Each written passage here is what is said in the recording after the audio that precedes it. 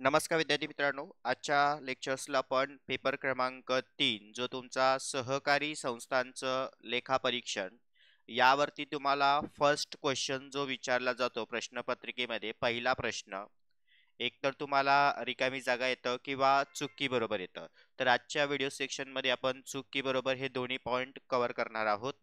परीक्षा ओरिएंटेल मी या ठिकाणी सगळे कंटेंट कव्हर करतोय, त्याच्यामुळे व्यवस्थित नीट लक्ष द्या. चुकी बरोबर प्रश्नांची उत्तरं लिहित असताना स्क्रीनवर दिलेल्या पद्धतीनेच प्रश्नाची उत्तरं लिहिणं आवश्यक आहे. डायरेक्ट उत्तर परीक्षेला कोणीही लिहायचे नाही. सुरुवातीला प्रश्न लिहून घ्यायचा, नंतर त्याखाली तुम्ही अशा पद्धतीने उत्तर लिहिणं गरजेचं असतं. पहिला प्रश्न काय आहे? सर्व सहकारी संस्थांना लेखापरीक्षण हे सक्तीचं असते. बरोबर आहे. कारण सहकार कायद्यानुसार स्थापन झालेल्या सर्व सहकारी संस्थांना लेखापरीक्षण करणं गरजेचं आहे आणि लेखापरीक्षण करण्यासाठी सहकार जो कायदा दिलेला आहे कलम 81 अन्वय. आता हे मी तुम्हाला सहकारण पण यामध्ये स्पष्ट करतोय, एवढं लक्षात असू द्या. कारण कधी कधी परीक्षेला तुम्हाला सहकारणासहितही स्पष्ट करा, म्हणजे का सक्तीचं आहे हेही महत्वाचं आहे की नाही आपल्याला. चलो, पहिला प्रश्न क्लिअर झाला. दुसरा प्रश्न काय दिलेला आहे? बहुराज्य सहकारी संस्थेचे अध्यक्ष हे नियमानुसार विमानाने प्रवास करू शकतात. मग हेही उत्तर बरोबर आहे.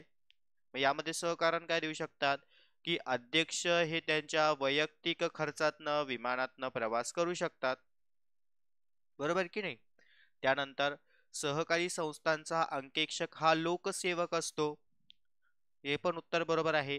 कारण सहकारी संस्थेचा अंकेक्षक, हिशेब तपासणीक, लेखापरीक्षक हा संस्थेला योग्य ते मार्गदर्शन करतो, संस्थेची हिशेब तपासणी करतो आणि संस्थेला त्या ठिकाणी अंकेक्षण किंवा लेखापरीक्षण अहवाल देत असतो. म्हणून तो एक प्रकारे त्या ठिकाणी एक लोकसेवक म्हणून काम करत असतो. म्हणजे राज्य लेखापरीक्षक समिती आणि जिल्हा जे काही त्या ठिकाणी असणारे निबंधक वर्ग यांच्या माध्यमातून संस्थांचं लेखापरीक्षण करणं, तपासणी करणं. तर हे लेखापरीक्षक म्हणून त्या ठिकाणी एक तो लोकसेवक म्हणून कामगिरी त्या ठिकाणी बजावत असतो. हे तीन प्रश्न व्यवस्थित लक्षात आले. चलो, पुढचा चौथा क्वेश्चन काय सांगितला आहे? अवसायनातील संस्थांकरिता लेखापरीक्षण करणे अनिवार्य नाही. बघा असं म्हटलंय. काय म्हटलंय? अनिवार्य नाही. बऱ्याच वेळा मुलं काय करतात, प्रश्न नीट वाचत नाही आणि मग त्यांचं उत्तर चुकू शकतं. आता इथे नाही म्हटलंय ना. मग आता अवसायन प्रक्रिया म्हणजे काय असते हो? की संस्था बंद करणे. काय करणे?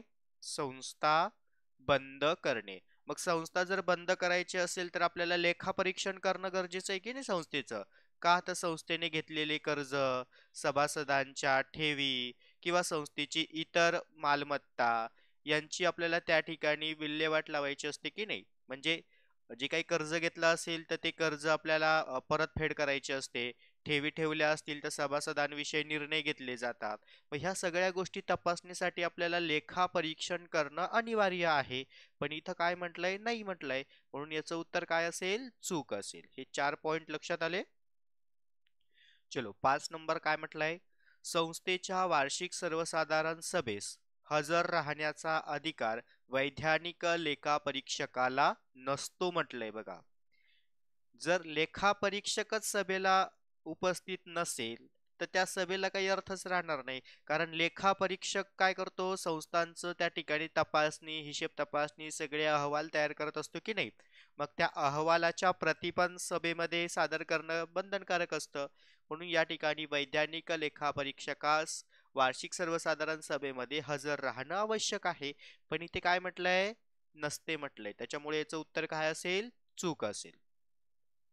प्रश्न नीट व्यवस्थित वाचत चला, जेणेकरून तुम्हाला त्या ठिकाणी अडचण निर्माण होणार नाही.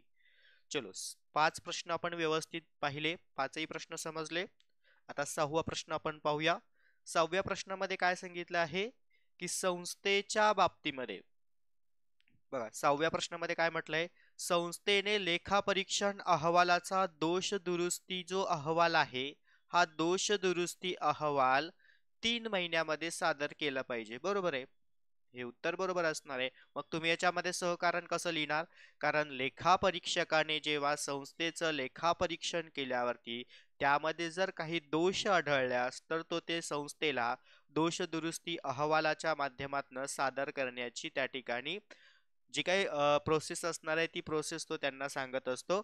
आणि ह्या सगळ्या गोष्टी ज्या असणार आहेत त्या 3 महिन्याच्या आत सादर करणं बंधनकारक असतं. त्यामुळे लेखापरीक्षण करत असताना जे काही दोष आढळले असतील तर ते दोष दुरुस्ती करण्यासाठी 3 महिने त्या ठिकाणी दिले जातो. म्हणजे 3 महिन्याच्या आत ह्या सगळा अहवाल सादर करणं गरजेचं असतं. म्हणून हे उत्तर बरोबर आहे. 7 नंबरचा प्रश्न काय सांगितलाय? सहकारी संस्था कायदा कलम 83 नुसार. आता कलम 83 चौकशीचा आदेश आहे की नाही? मग हे उत्तर बरोबर आहे ना? मग आपल्याला इथेच क्लिक झालं पाहिजे. मी तुम्हाला कायद्यांची लिस्टेड दिलेली आहेत. व्यवस्थित त्या कायद्यांच्या लिस्टेड वाचत चला. एक एक 2-2 मार्कांसाठी 26 प्रश्नांसाठी तुम्हाला ती त्या ठिकाणी उपयोगात येतं. 8 नंबरचा प्रश्न काय म्हटलाय? सर्व सहकारी संस्थांना महाराष्ट्र सहकारी संस्था कायदा 1960 अंतर्गत नोंदणी करणं बंधनकारक असतंय. मग नोंदणीच्या शर्ती आणि अटी या संबंधीचा कलम काय आहे हो? कलम 6. आणि कलम 4 मध्ये काय दिलेले आहे? सहकारी संस्थांची नोंदणी करत असताना त्या संस्थेचं उद्दिष्ट ध्येय हे सभासदांच्या दृष्टीने असलं पाहिजे, सहकाराच्या तत्वाने असलं पाहिजे. म्हणून आपल्याला या ठिकाणी संस्थांची नोंदणी करणं बंधनकारक आहे ना. म्हणून या ठिकाणी याचं उत्तर पण काय असेल? बरोबर असेल. त्यानंतर पुढे घ्या. लेखा परीक्षकाने फक्त गणिती अचूकता पाहिली पाहिजे. मग आता तो संस्थेचं लेखापरीक्षण करणार आहे, फक्त त्याने गणितीय अचूकताच पाहिली पाहिजे का? तर नाही. तर त्याने संस्थेचं संपूर्ण लेखापरीक्षण केलं पाहिजे की नाही? म्हणून याचं उत्तर काय असेल? चूक असेल. 9 नंबरचं उत्तर चूक आहे. चलो 10 नंबरचं प्रश्न बघूया आपण. अंकेक्षण कार्यक्रम हा अंकेक्षण नियोजनाचाच एक भाग असतो. निश्चित. कारण जर तुम्हाला अंकेक्षणालाच आपण पर्यायी शब्द काय सांगितलेले आहेत? हिशेब तपासणी, हिशेब तपासणी, लेखापरीक्षण या तिघांचाही अर्थ काय होतो रे? एकच होतो ना. कदाचित तुम्हाला परीक्षेला असं येईल, हिशेब तपासणी कार्यक्रम हा लेखापरीक्षण नियोजनाचा भाग आहे. म्हणजे बघा, फक्त शब्द बदलले आहेत, अर्थ मात्र तोच आहे. जर तुम्हाला अंकेक्षण, लेखापरीक्षण, हिशेब तपासणी करायची असेल तर योग्य नियोजन पाहिजे की नाही? मग हे उत्तर बरोबर आहे. 11 नंबरचा प्रश्न काय आहे? प्रमाणाद्वारे संस्थेच्या सर्व प्रकारचे व्यवहारांची तपासणी होते. बरोबर. आता प्रमाणाद्वारे म्हणजे काय हो? तर पावती परीक्षण. बरोबर की नाही? पावती परीक्षण, दस्तऐवज यांच्याच आधारावर ते काय होतं? संस्थेचं व्यवहारात्मक नोंदणी तपासणी होते की नाही? मग हे उत्तर बरोबर आहे. त्यानंतर 12 नंबरचा प्रश्न काय म्हटलाय? प्रमाणित लेखापरीक्षण धोरणे ICAI द्वारे निर्धारित करण्यात आलेली आहे. बरोबर आहे. कारण या ठिकाणी जे काही धोरणे आहेत, स्टँडर्ड्स आहेत, ते ICAI द्वारे निर्धारित करण्यात आलेले आहे. त्यानंतर 13 नंबर, बँक व्यवसाय नियमन कायदा 1949च्या कलम 35 मध्ये लेखा परीक्षणाची तरतूद केलेली आहे. तर याचं उत्तर काय असेल? याचं उत्तर चूक आहे. आता चूक का आहे तेही तुम्हाला मी क्लिअर करून देतो. प्रत्येकाने आपल्या नोटबुक मध्ये नोट डाऊन करून घ्या. चलो, प्रत्येकाने आपल्या नोटबुक मध्ये लिहा तिथे प्रश्न. बँक व्यवसाय नियमन कायदा, बँक व्यवसाय नियमन कायदा 1949च्या कलम 35 मध्ये लेखापरीक्षणाची, लिहा, कलम 35 मध्ये लेखापरीक्षणाची तरतूद केली आहे. तर याचं उत्तर काय असेल? चूक आहे. तर बँकिंग नियमन कायदा 1949 मध्ये कोणत्या कलमामध्ये लेखापरीक्षणाची तरतूद केलेली आहे? तर घ्या तिथे लिहून. बँक व्यवसाय नियमन कायदा 1949च्या कलम 30 मध्ये, कलम 36 मध्ये काय केलेले आहे? लेखा परीक्षणाची तरतूद केलेली आहे. हे सहकारांमध्ये तुम्हाला लिहिता आलं पाहिजे हा. चलो पुढचा प्रश्न व्यवस्थित नोट डाऊन करून घेताय ना? चला 14 नंबर. पुढील वर्षाचे अंदाजपत्रक हे विशेष सर्वसाधारण सभेमध्ये मंजूर करू शकतो का? नाही ना, कारण विशेष सर्वसाधारण सभा ही कशासाठी बोलवली जाते? काही विशेष कारणासाठी बोलवली जाते. मग विशेष सर्वसाधारण सभेचा कलम किती आहे? विशेष सर्वसाधारण सभेचा कलम कलम 76 आहे की नाही? आणि कलम 76 अंतर्गत विशेष सर्वसाधारण सभा कोणकोणत्या कारणांसाठी बोलवली जाते? तर उपविधीमध्ये होणारे बदल किंवा संस्थेच्या नावात होणारे बदल ह्या घटकांसाठी काय केलं जातं? विशेष सर्वसाधारण सभा बोलवली जाते. मग जे वार्षिक अंदाजपत्रक आहे हे कोणत्या सभेत केलं जाणार? तर वार्षिक सभेमध्ये. बरोबर की नाही? म्हणून याचं उत्तर काय आहे? चूक आहे 14 नंबरचं. मग सहकारांमध्ये काय लिहायचं? पुढील वर्षाचे अंदाजपत्रक हे वार्षिक सर्वसाधारण सभेमध्ये मंजूर केलं जातं. येते पॉइंट लक्षात? चलो हे 14 प्रश्न व्यवस्थित समजले? ठीक आहे. पुढे बघूया आपण आता 15 नंबरचा प्रश्न. सहकारी संस्थेच्या दैनंदिन कामकाजाच्या चौकशी करण्याचा निबंधकांचा अधिकार असतो. बरोबर आहे, कारण संस्थेच्या कामकाजासंबंधी निबंधक वर्ग त्या ठिकाणी तपासणी करू शकतात. त्यानंतर 16 नंबर. AAS 15 हा लेखापरीक्षण नमुना आहे. बरोबर. लेखापरीक्षकाच्या कामामध्ये EDP अंकेक्षण उपयुक्त नाही म्हटलंय तर उपयुक्त आहे. बरोबर की नाही?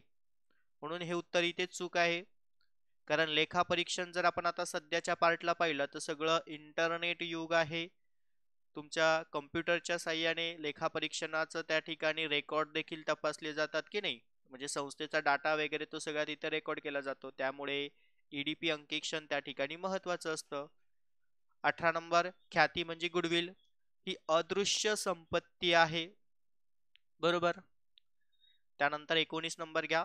सतत समवर्ती लेखा परीक्षण हा वैधानिक लेखा परीक्षणाचा एक प्रकार आहे. सतत समवर्ती लेखा परीक्षण. आता सतत समवर्ती लेखा परीक्षणाच्या पार्ट मध्ये जर आपण पाहिलं तर हे उत्तर या ठिकाणी एक प्रकारे आपण बरोबर पण म्हणू शकतो, एक प्रकारे चूक पण म्हणू शकतो. पण परीक्षेच्या दृष्टीने उत्तर हे आपण या ठिकाणी चूकच म्हणणार. कारण जर आपण सतत समवर्ती लेखा परीक्षणाचा पार्ट जर आपण पाहिला तर हा पार्ट फक्त आणि फक्त मोठ्या व्यावसायिकांसाठी असतो की नाही? मोठ्या सहकारी संस्था आणि व्यावसायिकांसाठी हा पार्ट असतो. मग त्यामुळे ज्या छोट्या काही संस्था असतील ते सतत लेखा परीक्षण करत नाही. पण मोठ्या संस्था असतील तर त्यासाठी सतत समवर्ती लेखा परीक्षण करणं गरजेचं आहे. आणि वैधानिक लेखा परीक्षण हे आपण वार्षिक लेखा परीक्षण म्हणजे वर्षातनं एकदाच केलं जातं. जरी वैधानिक लेखा परीक्षण करत असलो तरी आपल्याला आपल्या वैधानिक लेखा परीक्षकांच्या नियमाटीनुसारच त्या गोष्टी पार पाडल्या पाहिजेत. म्हणून याचं उत्तर काय असेल? चूक असेल. ओके. चलो 20 नंबरचा प्रश्न. सभासदांच्या सुरक्षितता करता लेखा परीक्षण आवश्यकता आहे. बरोबर आहे. सभासद असतील म्हणजे त्यालाच आपण भागधारक म्हणतो. व्यवस्थापक मंडळ असेल संस्थेच्या दृष्टीने महत्वाचं आहे. 21 नंबर. राज्यस्तरीय संस्थेचे उपाध्यक्ष हे नियमानुसार विमानाने प्रवास करू शकतात. आता वरती आपण पाहिलं होतं अध्यक्ष, इथे आता उपाध्यक्ष ते त्यांच्या नियमाने प्रवास करू शकतात की नाही? म्हणून उत्तर बरोबर आहे. पुढे निबंधक अंतर्गत लेखापरीक्षकाची नियुक्ती करतात तर उत्तर चूक आहे. आता उत्तर का चूक आहे तेही क्लिअर करतो. कारण अंतर्गत लेखापरीक्षकाची नियुक्ती कोण करतं रे? तर संस्थेचे व्यवस्थापक मंडळ करतात की नाही? संस्थेचे व्यवस्थापक मंडळ. आता अंतर्गत लेखापरीक्षण हे संस्थेचा व्याप मोठा असेल तर त्यावेळेस त्या ठिकाणी ते महत्वाचं आहे. ओके. त्यानंतर बहुराज्य सहकारी संस्थेच्या विशेष लेखा परीक्षणाचे आदेश केंद्र शासन देऊ शकतो. ओके. पॉइंट लक्षात आला? बहुराज्य सहकारी संस्थेच्या विशेष लेखापरीक्षणाचे आदेश केंद्र शासन देऊ शकतो, बरोबर आहे. त्यानंतर व्यवस्थापकीय अंकेक्षण फक्त संस्थेच्या आर्थिक बाबींचंच परीक्षण करतं, तर याचं उत्तर चूक असेल, कारण लेखापरीक्षक ह्या सर्व बाबींचं लेखापरीक्षण करत असतं. सहकारी संस्थेचे राखीव निधीचे गुंतवणूक जिल्हा सहकारी बँकेमध्ये ठेवणं आवश्यक आहे, बरोबर. कारण ज्यावेळेस आपण संस्था स्थापन करतो, नोंदणी करतो, तेव्हा आपण संस्थेचा जिल्हा मध्यवर्ती बँकेमध्ये अकाउंट्स ओपन करतो की नाही संस्थेच्या नावे. त्यानंतर 26 नंबर, पावती म्हणजे हिशेब पुस्तकातील व्यवहाराच्या नोंदणीचा कागदोपत्री पुरावा असतो. उत्तर बरोबर, कारण पावत्या असतील तरच आपण व्यवहारांच्या नोंदणी तपासू शकतो ना. त्यानंतर बँकेतील रोख शिल्लक ही ताळेबंदाच्या देयते बाजूस मांडतात, तर हे उत्तर चूक आहे. कारण बँकेतील रोख शिल्लक म्हणजे काय? कॅश इन हँड किंवा cash at bank, cash at bank, okay. Cash in hand असेल किंवा कॅश ॲट बँक असेल, तर हे आपण कुठे लिहितो रे? मालमत्तेला लिहितो की नाही? मालमत्ता म्हणजे ॲसेटला लिहितो, आणि देयता म्हणजे काय असेल? लायबिलिटी, बरोबर ना. मग या ठिकाणी याचं उत्तर चूक आहे, म्हणून आपण सहकारांमध्ये कसे लिहिणार? बँकेतील रोख शिल्लक ही ताळेबंदाच्या पत्रकामध्ये मालमत्तेच्या बाजूस आपण लिहितो किंवा मांडतो. 28 नंबरचा प्रश्न, अंतर्गत तपासणीने कर्मचाऱ्यांवर नैतिक प्रभाव निर्माण होतात, बरोबर. कारण अंतर्गत तपासणी असेल तर कर्मचारी हिशेब तपासणीमध्ये किंवा हिशेबाच्या नोंदीमध्ये त्या ठिकाणी लब्बाडी धोके निर्माण करणार नाही, त्यामुळे त्यांच्यावर एक नैतिक प्रभाव निर्माण होतो अंतर्गत तपासणीमुळे, त्यामुळे हे उत्तर बरोबर आहे. तर एकूण आपण असे 28 हे प्रश्न अभ्यासले, परीक्षेच्या दृष्टीने खूप महत्वाचे आहेत. यापैकी तुम्हाला कोणतेही पेपरला 10 प्रश्न कंपल्सरी येतात. त्यानंतर पुढे काही आणखीन मी बेसिक क्वेश्चन त्या ठिकाणी तुम्हाला दिलेले आहेत 5 एक्स्ट्रा. सहकारी संस्थांच्या दृष्टीने हिशेब तपासणी महत्वाची असते, हे विधान बरोबर आहे. तुम्ही अशा पद्धतीने परीक्षेला उत्तर लिहू शकतात. ताळेबंद पत्रक सहकारी संस्थेची सांपत्तिक स्थिती दर्शवते, बरोबर. हिशेब तपासणी आढळून आलेल्या हिशेबातील दोष संस्थेला केव्हाही दुरुस्ती करता येतात, तर उत्तर चूक आहे. कारण आपण पाहिले ना, हिशेब तपासणी संबंधीचा काय दोष दुरुस्ती अहवाल 3 महिन्याच्या आत सादर करावा लागतो ना, म्हणून मी हे बेसिक मुद्दाम तुम्हाला फिरवून क्वेश्चन विचारलेले आहेत. तर अशा पद्धतीने तुम्ही लिहू शकतात. मालसाठा भाग नोंद पुस्तकात नोंदविला जातो, हे विधान चूक आहे. कारण मालसाठेसाठी आपण काय करणार आहे? मालसाठा नोंदवही. मग तो भागांमध्ये कसं काय आपण नोंद करणार? कारण भागांमध्ये काय नोंद होणार? की ज्या सभासदांनी संस्थेचे भाग खरेदी केलेले आहेत, तर ते आपण भाग नोंद पुस्तकामध्ये नोंद करणार. वैधानिक हिशेब तपासणी नंतर संस्थांना अंकेक्षण वर्ग म्हणजे ऑडिट वर्ग त्या ठिकाणी देणं गरजेचं आहे ना, पण इथं काय म्हटलंय? नसतं. तर इथे नसतं म्हणून इथं उत्तर काय असेल? चूक असेल. कारण वैधानिक हिशेब तपासणी नंतर म्हणजेच वार्षिक हिशेब तपासणी नंतर संस्थेला अंकेक्षण वर्ग देण्याची आवश्यकता नसते म्हटलंय, पण आवश्यकता असते. जर असतं असेल तर उत्तर बरोबर, नसतं असेल तर उत्तर चूक. Point clear. तर अशा पद्धतीने आपण आजच्या ह्या व्हिडिओ सेक्शन्समध्ये हे महत्त्वाचे चुकी बरोबरचे पेपर नंबर 3च्या दृष्टीने प्रश्न व्यवस्थित समजून घेतले. सर्वांना हे प्रश्न व्यवस्थित समजले असतील. ओके. विद्यार्थ्यांना पुढील परीक्षेच्या दृष्टीने ऑल द बेस्ट. धन्यवाद.